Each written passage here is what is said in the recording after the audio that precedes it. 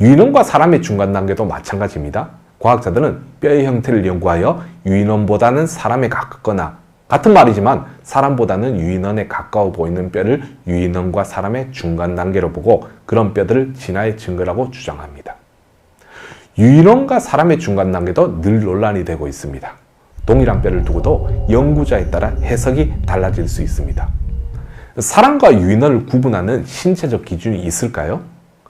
진화론을 전 세계로 유행시킨 찰스 다윈은 현생 인류의 조건을 큰 두뇌, 도구의 사용, 직립보행, 작은 치아로 보았습니다.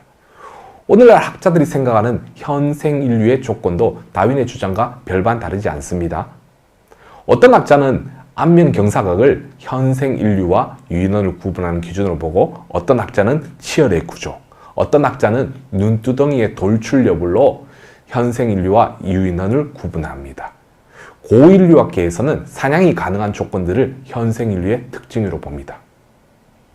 여기서 중요한 것은 어떤 과학자도 사람의 신체적 기준을 정의할 수 없다는 사실입니다. 사람의 키가 정의되어 있나요? 사람의 얼굴 형태가 정의되어 있나요? 사람의 두개골 크기가 정의되어 있나요? 과학자들은 자의적인 기준을 세우고 그 기준에 따라 사람과 유인원을 구분합니다. 그들이 만든 자의적인 기준에 의해서 어떤 뼈는 중간 단계로 판단이 되는 것입니다. 그리고 그 뼈는 진화의 증거로 사용됩니다.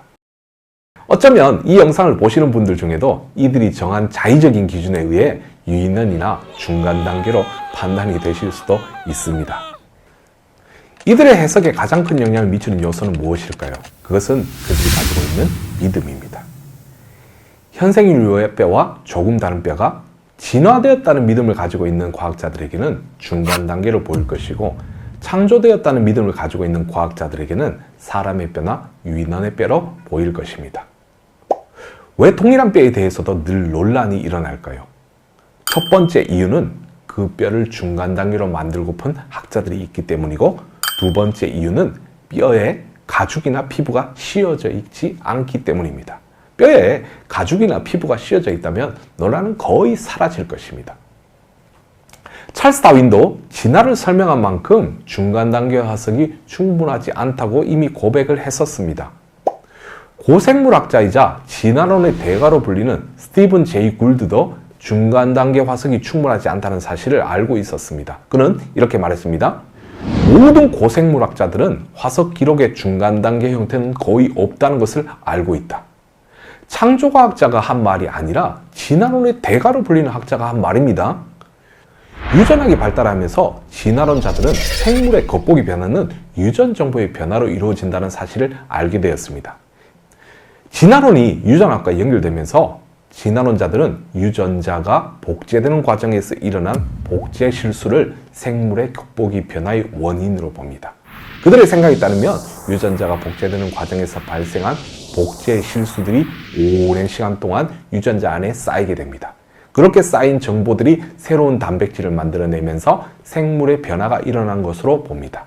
그렇다면 우리는 우연히 생겨난 단세포 생물로부터 수십억 년 동안 이루어진 유전 정보의 복제 실수들입니다. 실수들이 정보가 될 수 있을까요? 진화론자들은 너무나 쉽게 복제 실수가 오랜 시간 동안 쌓이다 보면 새로운 단백질, 새로운 기관을 만들 수 있을 것이라고 주장하지만 실수는 정보를 만들어내지 못한다는 사실을 아셔야 합니다.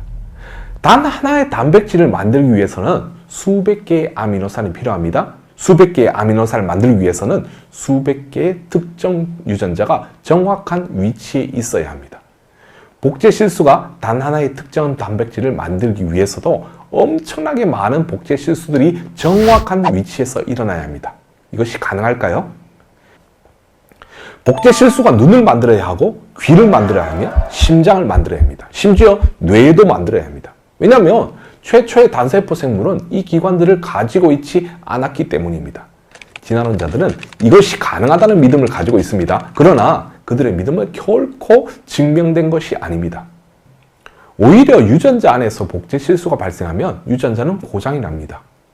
유전자의 고장으로 기존의 생물과는 다른 변화된 생물이 등장할 수 있습니다. 그러나 그것은 진정한 의미의 진화가 아닙니다. 퇴화 또는 유전병이라는 사실을 아셔야 합니다. 또 유전자 안에는 복제 과정에서의 실수를 교정하는 장치도 들어 있습니다. 놀랍지 않습니까? 변화는 절대 새로운 정보를 만들어내지 못합니다. 논쟁의 전환이 필요하다는 이야기를 했습니다. 첫 번째 전환은 변화가 새로운 정보를 만들어낼 수 있는가였습니다.